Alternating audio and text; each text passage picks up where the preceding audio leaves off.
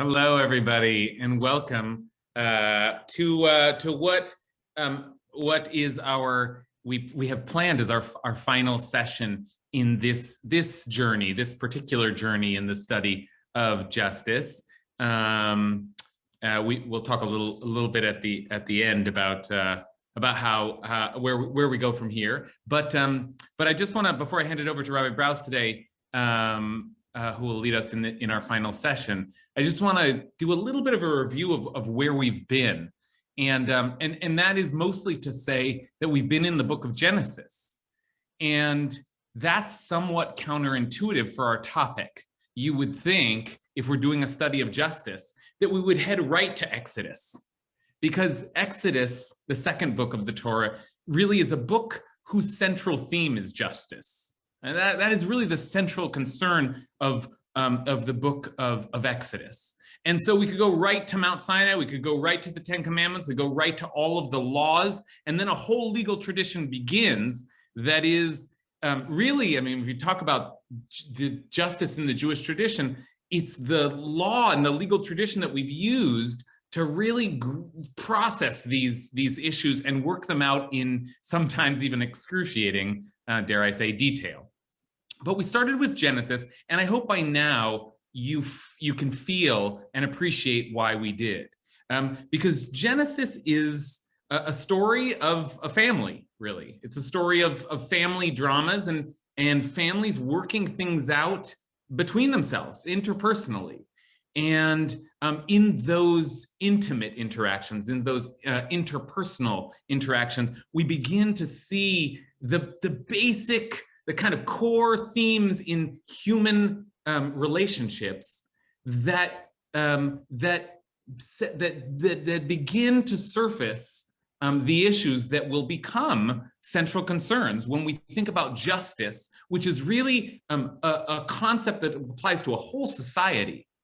Right? So it's as if we've been looking at the justice that takes place in a family in order to prepare ourselves for what it might look like to have learned those lessons and considered those themes and worked through these kinds of basic issues of what it means to live together.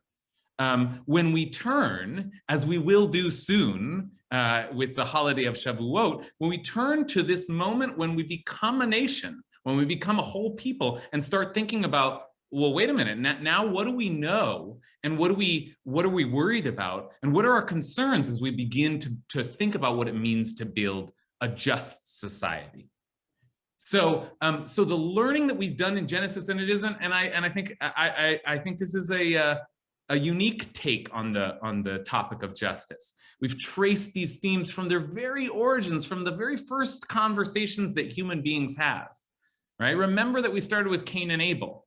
Right? Just a family story, just a couple of brothers, but brothers who very quickly move to conflict and to violence, and thus surface right away all of these issues that we'll be grappling with for the rest of history. So that's where we've been, and it sets us up for where we are at this moment, which is heading into the book of Exodus, not in our Torah reading calendar year, but in our journey in the study of justice, and frankly, in this moment when we are getting ready to receive the Torah once again, to be in that space of Exodus, of just having formed ourselves as a people and beginning to think about where all of these conversations go. So that's where we're at, and so we're going to cross that chasm from Genesis into Exodus, and Rabbi Brous will lead the way. All right, hi everyone. It's good to be with you. I think Chana Adina is here with us, if the chat is telling the truth. Oh, beautiful. Welcome. Brucha ba'ah, Chana Adina, and Mazel Tov, Yonatan. I think this is our first class. Is that right? Or probably she's been to many of Rabbi Kasher's classes already in the last week. All right. Well, so what I'd like to do is that we have a super ambitious objective today, in not so much time. But what I wanted to do was, as Rabbi Kasher just teed this up, to close in what you might have thought would have been the starting point for our class, but based on and rooted in the learning that we've been doing over the course of the last 3 months, to look at the first 2 chapters of the book of Exodus and see really based on all of these values determinations that we've made, what really happens when we find ourselves as a people confronting not just individual acts of evil or cruelty, but actually encountering an unjust system, a system that is designed to cause harm. And so some of you know these texts very well. As with all the texts we're studying, we're going right back into the original and looking at it. But this text in particular really is from the beginning of the book of Exodus through the 2nd chapter. And so the story, the narrative might be particularly familiar to you.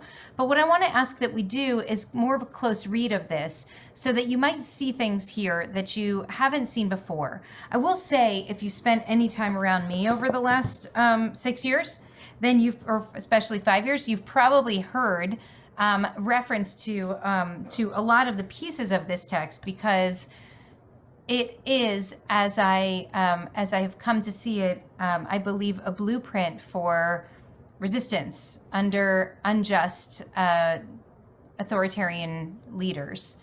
And there's a tremendous amount of wisdom here for us to have gleaned and operationalized over the course of the last several years. So let's go in. Are we ready? All right, let's go to my screen share. Okay. Okay, so let me make that a little bit bigger. Okay, so I put it also in the chat so that you have it there if you want to look at it better that way. Okay, so to give you the beginning piece as really backstory. So the book of Genesis ends with all of the brothers of Joseph down in Egypt. They followed him down there because of the famine, and Joseph has revealed himself to all of his brothers, and they know that he's now a person of incredible power because he saved Egypt from its own famine through wit and will. And some perhaps problematic behaviors, which Rabbi Kasher spoke about last week. But the book of Exodus begins, Jacob has died, and reiterates for us the names of the sons of Israel who came down to Egypt with Jacob. And so here they are, all of the tribes of Israel. The total number of persons came to 70. Joseph was already there. And then Joseph dies too, and all of his brothers, and that whole generation. But what's left is a very large and growing people, a people that has multiplied and is increasing greatly and actually filling the land.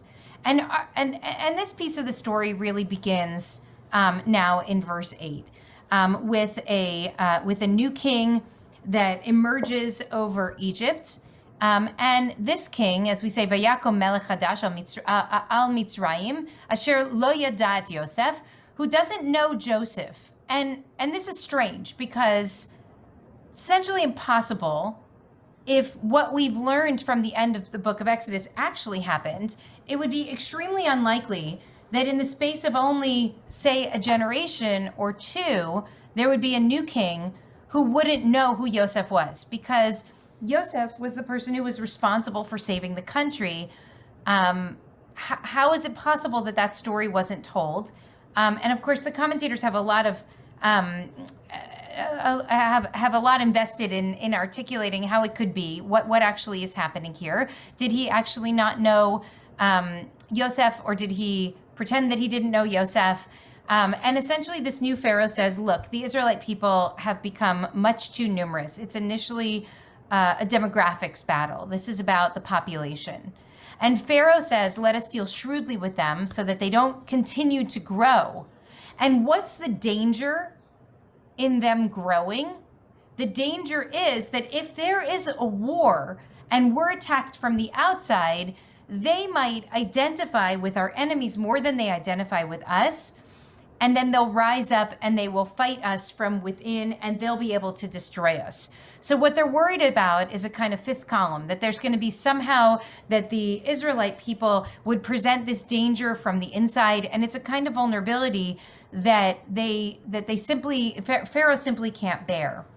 As a result of that fear that comes from this demographic battle that he seems not to be able to win, Pharaoh sets taskmasters over the people, and what they determine that they're going to do is to oppress them with forced labor.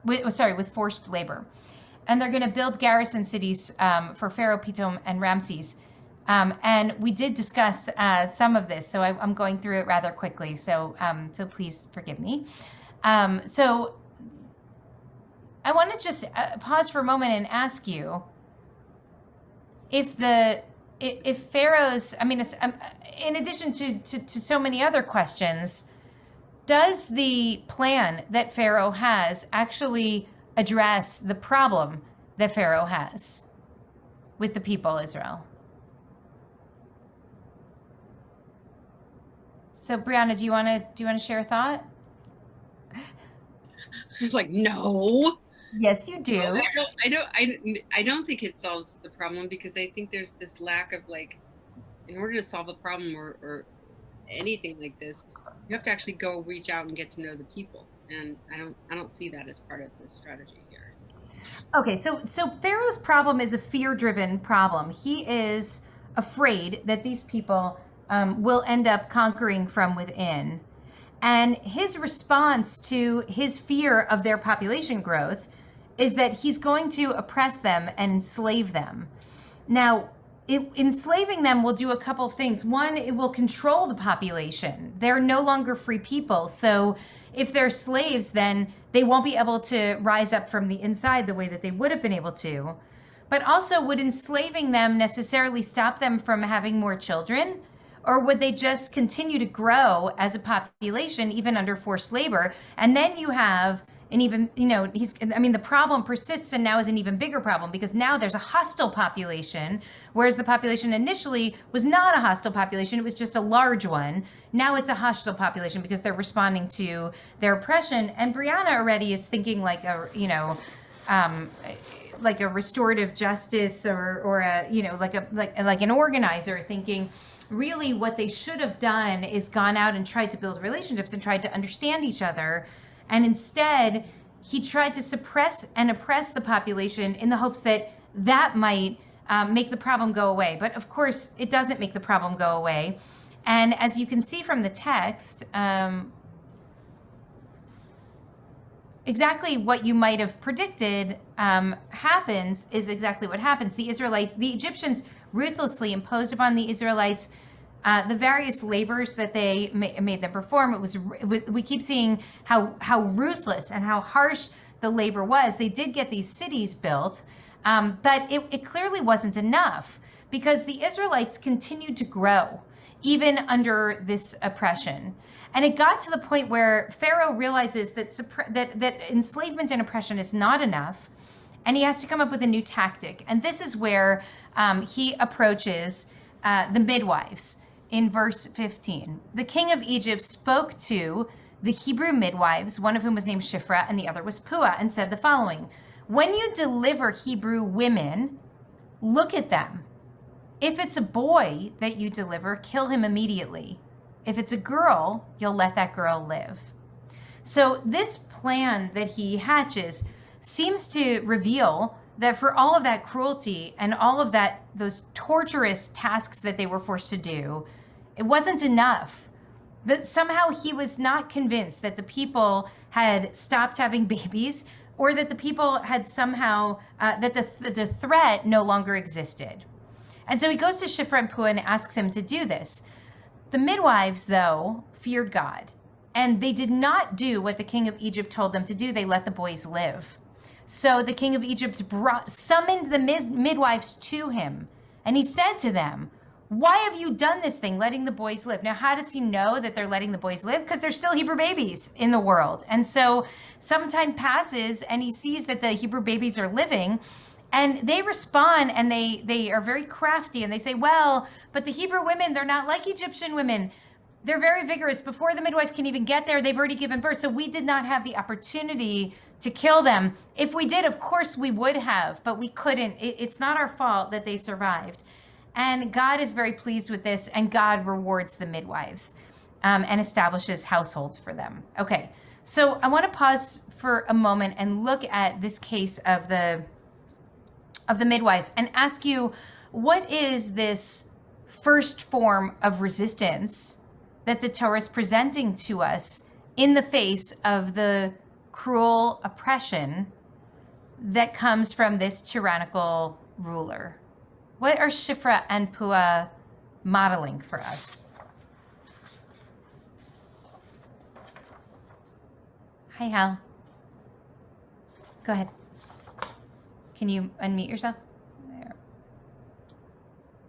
Yeah. Oh, yeah. So, I mean, this seems to be classic, the weapons of the weak kind of phrase.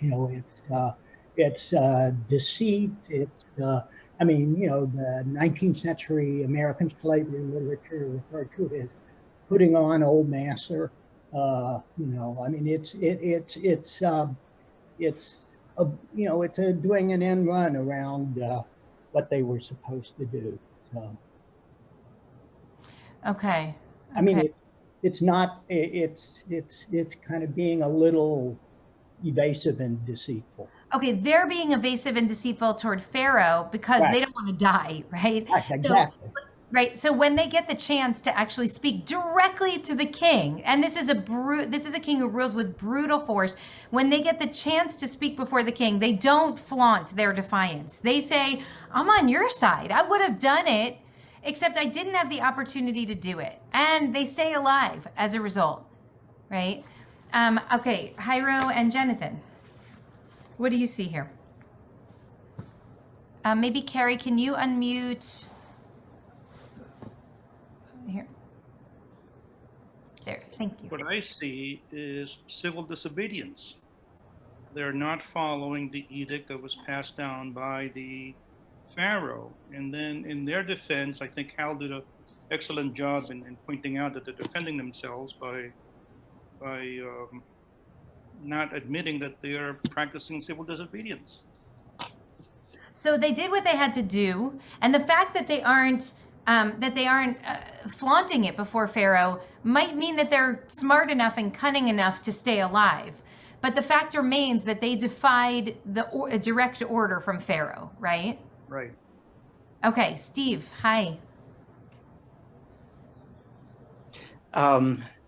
Hi. So I would go a little bit farther on that, because the excuse that they give seems to me kind of flimsy. The Israelite women are more vigorous. And I think they are sort of walking right up to and perhaps crossing over the line of civil disobedience and presenting an argument that does not seem wholly credible, which is a further step of disobedience. It's like, okay, I'm going to put this out there. You could believe me or not. But it doesn't seem like a easily acceptable, what? They're more vigorous. So I wonder about that. Okay, that's interesting. I wonder if this story takes anyone by surprise. I mean, we know the story of Shifra and Pua. We speak about it, fairly often and lift them up. And I don't know anyone named Pua, but I know lots of Shifras. And I think it's clearly because, these women are heroes. Does it surprise you? I mean, in a book that, that doesn't name many of our female heroes, as we've mentioned before, Noach's wife, who's one of the only human beings who's actually saved from the flood, is not given a name. She's called Eshet Noach. Is it surprising? I mean, the only daughter of Jacob that we know about is Dinah, and that's because because she's raped, not because she's born. Whereas all of the boys are named by virtue of just being alive. I wonder if this story surprises any of you, that it's being told, just the very fact of it being told.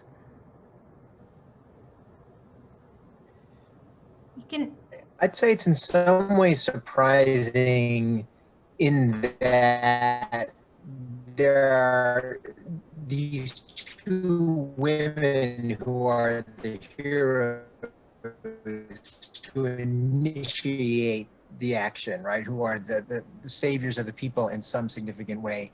But it's also, to me at least, not surprising because I think much power in unanticipated places. A sparrow who was literally the god, a god on earth, and looking for the places outside of his orbit where power actually rests. So in that regard, to me, it makes a lot of sense that there would be power and strength and agency in these two women. Okay. Yeah, that I want to hold that, Eric, as we look through the next couple of texts together. And Esra, did you have an idea? Esra and then Yonatan, and then we're going to go back into the text for a moment. Yeah, just a random thought. I'm not sure what it contributes, but a part of me bristles or is a little bit uncomfortable with this answer that they've given, because in the process of protecting themselves, what they've done is they've dumped the blame back on, this other race of people. Like it really makes them kind of more of a threat. I just kept chuckling, and I've been digging through the Hebrew, but like it's in a sea of Hebrew text. I finally found the verse, but then I came back to the conversation. But I wanted to find that verse where they call the women like stronger. It's kind of like what we've also heard people say, used against members of the Black community, like oh no, your pain isn't real because you're made of stronger stuff, and there you have health disparities. So or other people of color. So anyway, something about it kind of rubs me the wrong way, maybe because I know what I know about today's scene, but it makes me feel like the Paro could have easily said, oh, well, if the women are stronger, then let's kill the daughters too, and let's go after the women. And so anyway, that was my response. That's interesting. Okay, thank you. That's great. Yonatan and then Rabbi Kasher. So regarding why the women are named, and I hate to say this because I love Torah, but there is a pattern that women are identified based on their connection to men, right? And that's why Dinah is named also, and Shifra and Pua also here are identified based on their connection to the male children, right? Like they are the women who saved the male children, and maybe that's why they get named. Okay, that's interesting. They do save the male children, but they are not the husband. They're not the wives of, nor are they the daughters of anyone, right? They are given no lineage. They're just two humans who have an important piece of our story, which I think is the other side of what you're saying. Now, the only reason we know them is because of this act of defiance on behalf of the Hebrew baby boys. But I would read it, in fact, the other way, that in some ways these are two really extraordinary women. I don't know. I'd have to really think about, are there any other female characters in Torah who are known not in any way defined by either a husband or a father? I want to think that through. But I mean, they are defined and they're named and known for their own action. Right, which is going to bring then my next point into. We'll call that into question, but I'll go first to Rabbi Kasher. I just wanted to give some texture to the comment that Esra made about the way these women are described, and Stephen, some other comments how we're heading here earlier, and just to say that the word that we're translating here as vigorous is chayot. Like they were like, and it could have been translated as like animalistic. Mm-hmm. Like they were like, you know how it is with these Hebrew women, they're like beasts. So there is some of that, like whether it's deliberately, strategically playing on the language that you can imagine circulating in a society that's like targeting a minority. But it's definitely, to Esther's point, it's not like, we won't do this. This is unjust. It may be very manipulative in playing on some of the even kind of racial stereotyping that's going on in the moment. Okay, thank you. That's great. And so let me go back into the text for a moment, because this connects very much to what Esther is saying. So let's see if I make that go away. Will that go away? Okay, we're going to go down here for a moment. I want you to look at this piece that Aviva Zornberg says about this. The very extremity of the edict this is the edict to kill the Hebrew baby boys, forces a new moral vision upon the midwives, a radical choice between life and death. Disobedience to Pharaoh becomes more than merely a refusal to kill. It becomes a total dedication to nourishing life. Okay, so what I want for us to try to figure out for a moment is who these women are and what drives them to act the way that they act. Eric said earlier, and he's right, that Pharaoh was seen as God.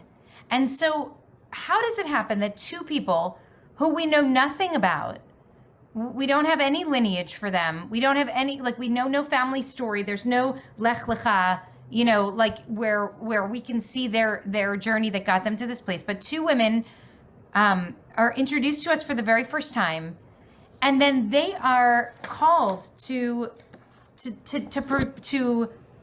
create a moral vision that affirms life, that endangers their own lives in doing so, but ends up ultimately they ultimately get a blessing from God for that. Elizabeth, can I ask you to unmute so we can hear your thought? Yeah. So I'm just thinking, if you think about what it is to be a midwife and all the training and everything that they've done to get to this place, and it's all about bringing life, you know. And I mean, we're looking at Yonatan tonight, right? And it's the idea of what this is the most beautiful thing they do, and they've been trained to do, and now they're being asked to do something that is so contrary to everything they're meant to do. And so, yeah, I think they want to save themselves, but very importantly, they want to save those babies. So they will find a devious excuse, but it's the way they managed in a very intelligent way to do both, to save themselves and save the babies in a morally extreme dilemma that they had. Yeah, that's real. I think that's really well said. Their entire, the only thing we know about them is that they're midwives, that their job is to help usher new life into the world. To be asked to engage in a way that's completely contrary to what their purpose is impossible for them. They can't do it. And I think what Zornberg writes is very powerful, that their disobedience to him is not just that they refuse to kill someone, it's that they definitionally are dedicated to the nourishing of life. That is who they are. And so I don't know if it was a hard call for them or not, but I know that when definitional to who you are is lifting up the dignity of a person, or fighting for the life of a person, then doing the opposite is something you fundamentally cannot do. Esra. Yeah, and I just wanted to argue against my previous thought, which was born out of hearing, Elizabeth's comments, that perhaps, in fact, the midwives, okay, maybe it was a degrading kind of comment to kind of dump blame, and see, others as this other race of people as creatures, animals, as Rabbi Kasher pointed out, or perhaps they were also pointing to, wow, these women have a life force about them that indicates something higher or supernatural is happening, something that can maybe make Paro quiver in his sandals, and maybe he should respect this other supernatural force. So maybe they were trying to say, hey, we're trying to have your back. This is beyond us. We've encountered. Yeah. So alternate perspective. Okay. Thank you for that. I'm going to go to Matt, and then I'm going to go back into the text. Matt.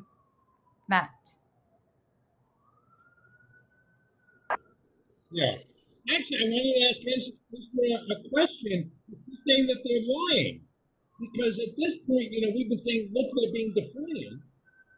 But people suggesting to us that, in fact, they're not being defiant. That they're telling the truth. Matt, I can't hear what you're saying. You may have to put it in the chat. Can we try again? Can you hear me now? A little bit better, yeah. Okay, what I'm saying is the people saying that the midwives are lying. I'm clarifying. Because it sounds like maybe, since we're not told what's going on inside, maybe they're just telling the truth. This is the reality. that they're trying to do their job. And I'm just saying, I thought Eisner said that I'm asking about that. Okay, so that I think that's interesting. I mean, the text does explicitly say that they did not do as the king of Egypt told them to. They let the boys live. So, I mean, the text is indicating that this is actually an act of defiance on their part. But I appreciate. Understood. I misunderstood with something. Okay. Okay, so let's go back for a moment. I want to ask us to really try to understand who these women are, and I understand also that our time. Okay, we're okay with time. Okay, so who are they? Who are these people that, as Elizabeth says, are people who all we know about them is that their work in the world is to help usher life into the world. That these are people who embody a total dedication to nourishing life, according to Aviva Zorenberg, right? So Rashi has a take on who these two women are. Rashi says that actually Shifra is Yocheved. Who's Yocheved? Yocheved is Moshe's mother. To Yonatan's point about these are women who might be identified, whether these women are identified through a male or not. Here, she's actually identified as Yocheved. She's the wife of Amram, and and Rashi argues that Shifra is Yocheved and that Pua is actually Miriam. And that these are just different names that are being used here to identify these two women, but actually they're very well-known characters to us. They're not people who came like out of nowhere, but they're people who we know well and are already, we haven't met them yet specifically, but we will in just a moment. Rashbam says, Lamiladot ha'ivriot, who are these Hebrew midwives? He says, these are the ones who are Jewish, right? Who were Jewish, who are Hebrews. So why is Rashbam saying that, and why is Rashi saying that? What they're trying to argue is that when we see the words lamiladot ivriot, which is what it says in chapter 1, verse 15, the Hebrew midwives, that means that these women were Hebrew midwives, that they were Jewish or Hebrew women who would midwife to pregnant Hebrew women and help bring their babies into the world. Sforno and Abarbanel are going to have a different take. And I will tell you that nearly all of the people who say that, of nearly all of the commentators actually agree that that these were Hebrew women. I'll go down to Abarbanel because it's a little bit more clear. So he says, no, actually, velo hayu ivriot. They weren't Hebrew, because how could Pharaoh possibly believe that Hebrew women would go to the birth stool where other Hebrew women are bringing Hebrew babies into the world and take the lives of Hebrew women? It makes no sense. So what then is the meaning of the text when it says lam yiladot ivriot to the Hebrew birth wives? What it then means is the birth wives to the Hebrews, meaning that Shifra and Pua are not Miriam and Yocheved. They're not Hebrew at all. They're Egyptian women, and they're Egyptian women who midwife to the Hebrews. If we could imagine such a thing, because these were enslaved people, and I don't know how you imagine that these two societies interacted. Maybe you heard Ari Ben-Or's incredible Devar Torah when they became B'nai Mitzvah a couple of weeks ago. But Ari wrote this incredible, what she called a Kidrash, a midrash written by a kid, about the interactions that the Hebrews had with poor Egyptians, that they were actually kind of in social contact with each other. It is possible. So what Abarbanel says is that actually these were Egyptian women, that when Hebrew women would get pregnant, Shifra and Pua, these two Egyptians, would come in and they would be the ones who would be there on the birth stool helping to deliver these babies. I want to ask you to contemplate for a moment about how the act of resistance that we see Shifra and Pua engaging is different if they are Hebrew or if they're Egyptian. What's the difference between the act itself? And think about, if you will, like, what is the greater act of defiance? So Eric says that makes their rebellion even greater.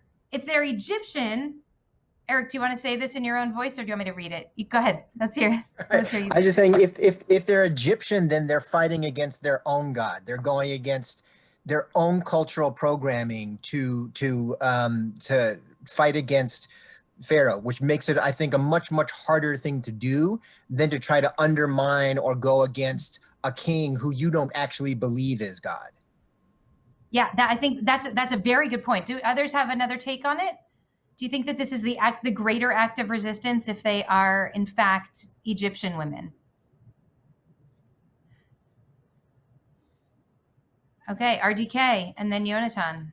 Well, I'm just thinking about, I don't know which is the greater, but I'm thinking about the way in which, you know, the struggle for Black lives and freedoms in our country has different roles kind of associated with it. Like, there's something to being an ally to that struggle that's very powerful. And at the same time, I think we have this sense that, you know, it's Black people that should be at the forefront of that movement. And in fact, when we think about movements for great resistance, for, you know, fights for rights and freedoms, you know, it's like, it makes sense that, you know, that King was a leader of that movement, or that Gandhi was a leader of a movement in Israel. So there's something really powerful about being the ally who defies their own cultural norms and assumptions. But at the same time, it's not necessarily that person that you want all the way out in front. So I'm just, I don't know if, I don't know where I'm going with that, but I'm just thinking about how that plays out in our society. You know, it's really interesting you say this, because it makes me think of one particular protest over the summer, a BLM protest, which was right after the murder of George Floyd, and it was a clergy centered protest, and we did a memorial that we took an intersection downtown and stopped traffic and did a memorial for George Floyd, and there were hearses that came in from 4 different directions and stopped in the middle of the street and did a memorial. And I spoke about it at some point in the summer, so maybe you heard me share this, but it was really interesting. It was a multiracial, multi-faith memorial service, but but clearly was Black led by Black clergy. And at some point, the sheriff's department came down, and they were about to arrest the driver of the flatbed truck that was blocking the traffic in one of the directions. And there was a really kind of immediate decision that was made by some of the Black clergy that were leading the protest, that the job of non-Black clergy in this protest was to go to the other side of the flatbed truck and to stand in between the officers and the protesters, so that the Black clergy could be in the center of the intersection and continue with the memorial. And it was a very powerful, like, beautiful lifting up of, or recognition that we had different roles to play. And in some way, and I never, I mean, I wouldn't have thought of this, you know, in this way before. But when there was then a row of, because it felt to me like an uncomfortable use of white privilege, actually, to have all these white clergy members who were like, we're going to turn back the officers. And yet it worked. And several of the Black clergy were saying, go use your privilege right now to protect us and protect the sanctity of this space. And we did. And the officers within 8 or 10 minutes turned around and drove away and let us have the intersection. And all the while, the Black clergy were able to hold the memorial service in the center that they wanted and needed to hold. And so it really demonstrated in such a visceral way that there is a different experience and very different role to be played by allies and by the people who are the most directly impacted in the struggle. And so I raise that just as like a little bit of as a fodder for us as we're engaging in this question of what's the difference if they were Egyptian or if they were Hebrew? Are they resisting against their own people? And including, as Eric, I think you stated this really powerfully, like these are the cultural norms of their society. Pharaoh having a godlike status was normative in their own society. And so defying God means something different than it does when they're Hebrews who don't believe that Pharaoh's God. They see him just as a tyrant. And I think there's also obviously tremendous power to Hebrew midwives defying Pharaoh as well, because here are these disempowered, enslaved people who themselves are able to rise up in this act of spiritual rebellion against the most powerful person in the ancient world and the person who controlled every aspect of their lives. And even still, then their cunning becomes even more interesting. They're like, what could we do? We tried our best, but we couldn't do it because they're too fast. And on the birth stool. Yonatan. Yeah, I was actually going to say something really similar to Rabbi Kasher, but I also want to say we have the stories of two midwives preserved, but there have to have been many, many more than two midwives around, right? Like, we don't know exactly how many Israelites there were at this point, but a generation and a half later, we know there were 600,000 of them. So there was some 600,000 adult men, right? So at this point, the same order has to have been given to a large number of midwives, and we hear that two of them refused it, and I kind of really wonder, like, what happened to the rest? You know, what did they do and what didn't they do? That's a great question. That's a great question. Thank you. By the way, the rabbis in the Gemara, and we're not going to have any time to get to the text, the very large text that I put in here for you, but take it and look at it yourself. It's really interesting. And you can, I think this is actually a Gemara that you can work your way through on your own and you'll still get a lot of sense out of it. There's also Steinsaltz in between. The bold is the actual translation and then in between is the interpretation. But they do ask that same question. I mean, how could it be that there were only two midwives among this entire population? And you're asking us an important question. Did everybody else comply? And Shifra and Pua are the two that didn't. And I think that's really interesting for us. They're the only two whose names we know. Florine, I'm going to go to you very quickly, and then I'm going to pull back into the text. I think that the two of them the two pairs have equal value, but different interpretations. I believe that the women who we think might be Hebrews were there to save the Jewish people, to prepare the souls of the future for Sinai.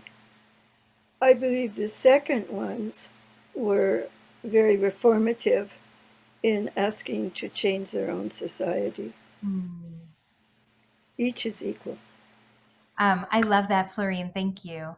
I do want to ask us to think about what it would mean. I mean, if Abarbanel's right, and the obvious answer to the question of who these women were is not that they were Miriam and Yocheved, and not that they were Hebrew, because why would Pharaoh think that Egyptian midwives that Hebrew midwives would murder Hebrew babies? If he's right, so then what would it mean for us to actually contend with the fact that this is the first time in the Torah that we really see vicious violent authoritarian rule oppressing our ancestors, and the first act of defiance that stands up against that rule is not even from people that come in our own community, but is in an act of allyship and partnership? What does that force us to contend with that our community, frankly, might rather not contend with, right? I mean, I believe that there, a significant piece of the divide in the Jewish world today is an ideological divide that kind of hinges on whether we see ourselves as Am Levadad Yishkon, like we are a people that dwells apart. Nobody in the world will fight to protect us. The whole world stood silently by while our people were massacred, and therefore we defend ourselves at all costs. And a people who say no religion is an island. and resonate more to this Heschelian view of this is where that our Torah calls us to where the struggle is. We are part of this, inescapable network of mutuality, as Dr. King would say, tied together in this garment of destiny.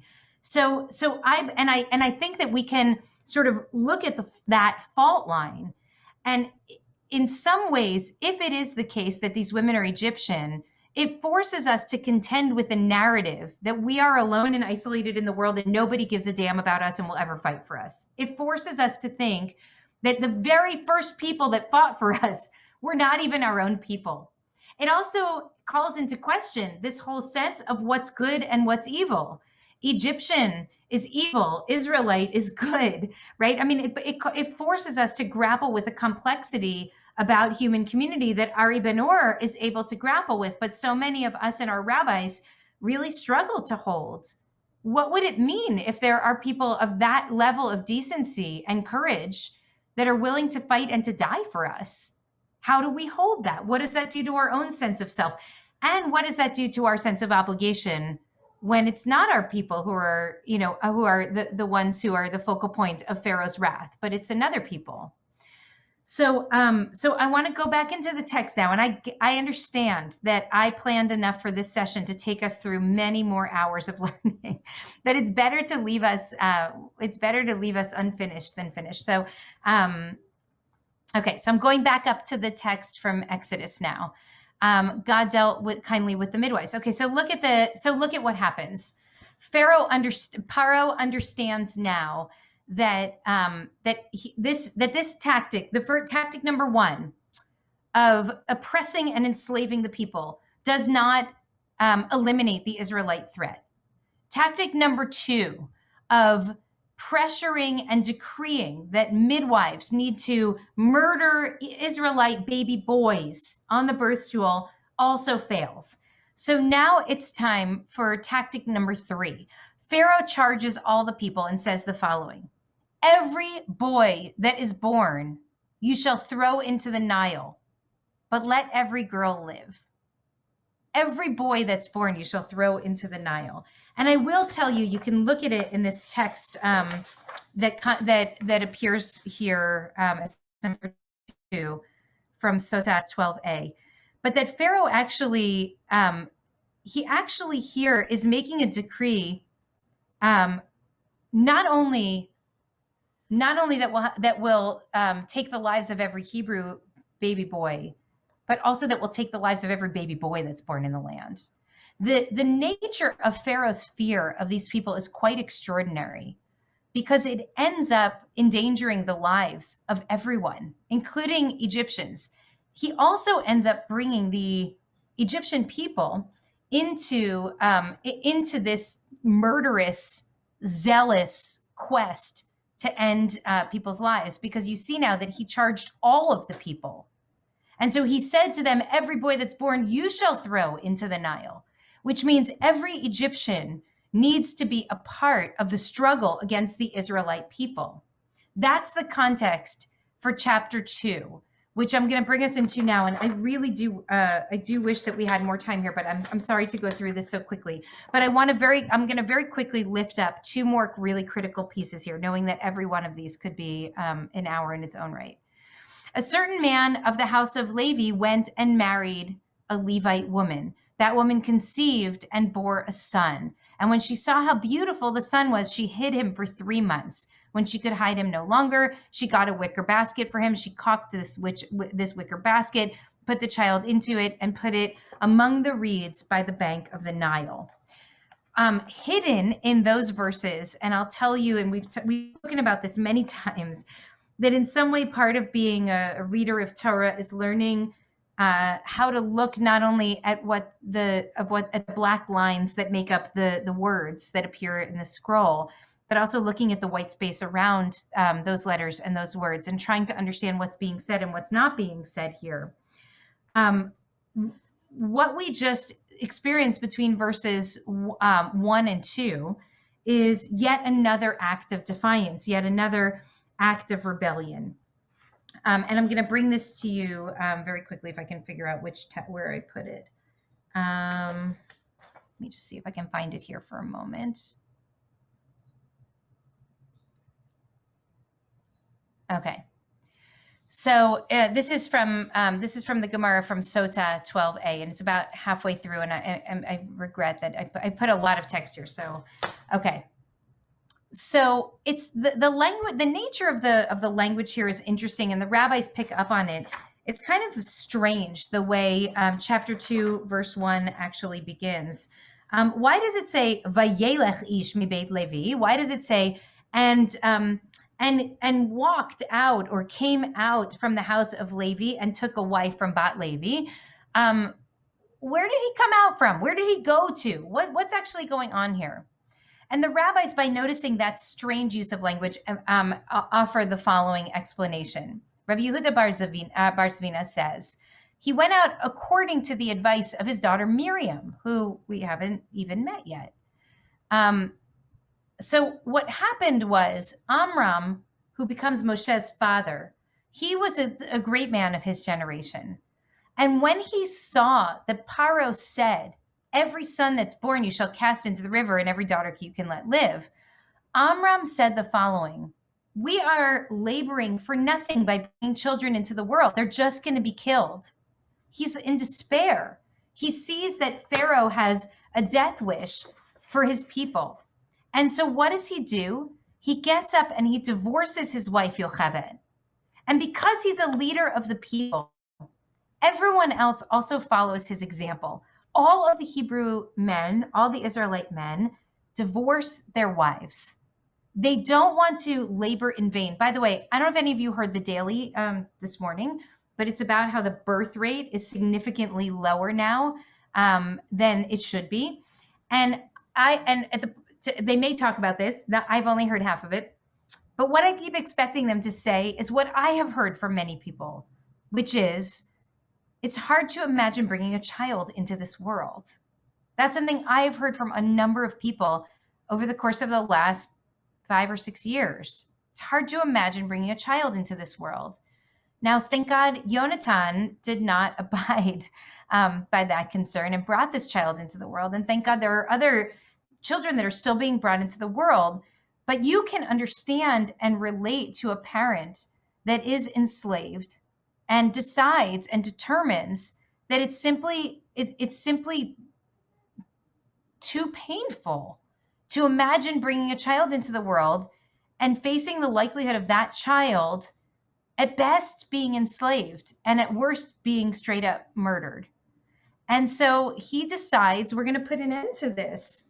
Let's just divorce so that we don't accidentally bring more children into the world. And all the people do. But his daughter Miriam, who's 5 or 6 years old at the time, she says the following to him: your decree is harsher for the Jewish people than Paro's own decree, because he decreed only that the Hebrew boys should not live. But you decree on both the males and the females. Why? Because if you're divorced and you're not having any more babies, then there will be no Hannah. What is her name? Her middle name, Yonatan? Hannah. Adina. What? Hannah Adina. There will be no Hannah Adina. And so what you're doing is actually worse. It's double. It's twice the decree that Pharaoh had. And furthermore, Pharaoh decreed to kill them only in this world, but you decreed in this world and the world to come, because they won't have a chance at the world to come because they're never going to be born in the first place. And furthermore, Paro, the wicked, it's uncertain if people will fulfill his decree. Look what Shifra and Puah did, for example. There could be 1,000 Shifra and Puahs who refuse to go to their neighbor's house and take their Hebrew baby boys and murder them. But you, with your decree, for sure there will be no more babies born. And so yours is even worse than Paro's itself. So the reason I bring this to you, and I know our time is up in just a moment, but I want to offer to you that Miriam also is engaging in an act of defiance against tyranny. That Miriam is telling her parents, we have this madman that has taken this country and brought them all, conscripted them all in the war against our bodies, our lives, and our future. don't you join forces with him. You get married again. You have babies. You dream about a different kind of future. Because right now, in this time, Paro's in charge, but he won't always be. And when it is time for this tyranny to end, we need for there to be babies in the world. We need for there to be love in this world. So where Shifra and Puah defy the words of Paro by refusing to take the lives of the Hebrew babies, Miriam defies the words of Paro by compelling her parents to continue to love, to continue to bring life into the world, to have the audacity to dream of a different kind of future. It's not exactly putting a spoke in the wheel of injustice, but it's in some ways something even more audacious, right? She's saying we have to have a future. And if you give up, right, by not making any babies, then there will be no future. The first defiance is Shifra and Puah. The second act of defiance is Miriam and Yocheved, who then, so Amram and Yocheved remarry, and they have Moshe, and lots of other Hebrew babies are also born in that time. Miriam defies this act by hiding her child for several months, and then by putting him in the Nile safely. And Miriam, of course, tracks the progress of this little baby who's going down the Nile. And then I invite you to look on your own time at the story of Bat Paro, the story of Pharaoh's daughter who, from within the palace of the tyrant, goes out into the water, immediately identifies that this child is a Hebrew child. She knows why there's a Hebrew child in the water. She knows exactly what Yocheved has done and why Yocheved's done that. And she, with supernatural power, reaches out her arms or instructs her handmaids to do so. And there's incredible midrash here about what actually happens when she defies her father in the face of all of her handmaids.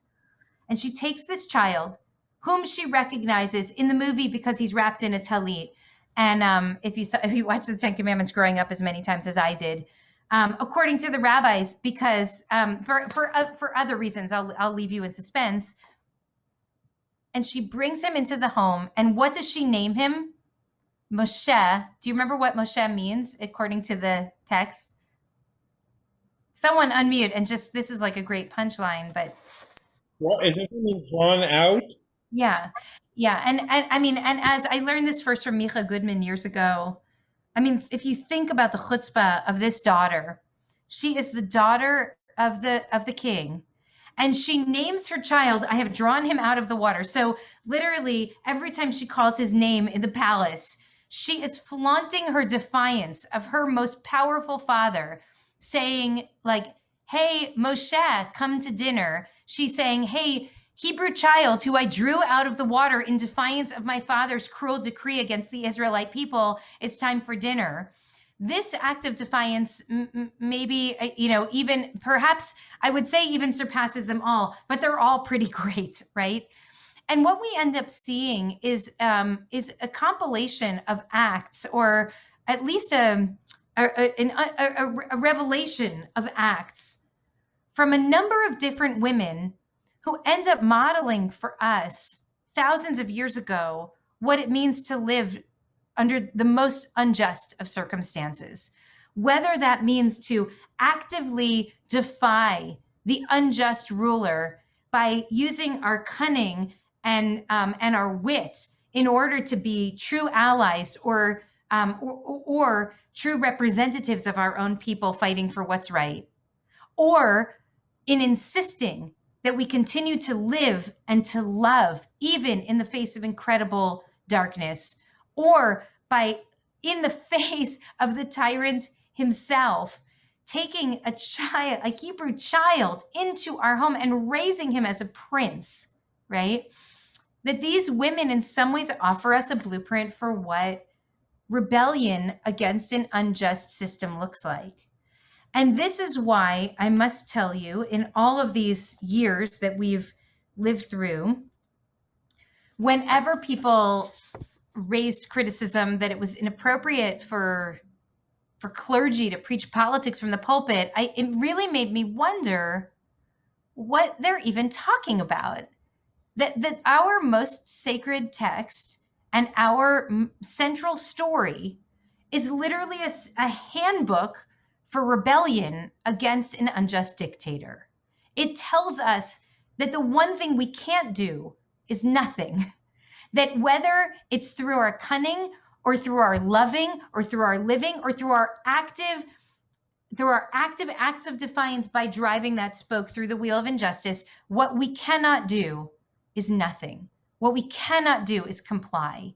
And the reason Rabbi Kasher and I thought that this was an important way to end our session together is because in some ways, everything that we've learned up to this point has given us the foundation to teach us that this is how we respond to tyranny, to authoritarianism, to injustice.